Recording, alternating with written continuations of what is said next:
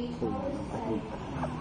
Fellow graduates, we must change our attitude toward the betterment of our society.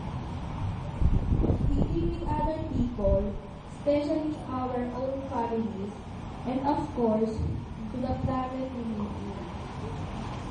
Pagbabago? Kailan? Ngayon na.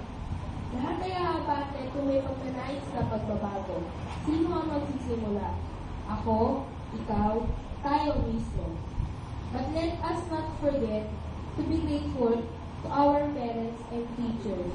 Daddy, Mommy, thank you so much. May deepest gratitude for the patient education program. To all my teachers, especially Manga. Fellow graduates, we showed our goal today. I hope that each of us will go to the right road for change. A person of a better society. May we always be a part of the solution, not as a problem of our society. Let us be the answer for that change. Let's offer this achievement we have today to God, our Almighty Father, the beginning of all knowledge. Congratulations. Salamat.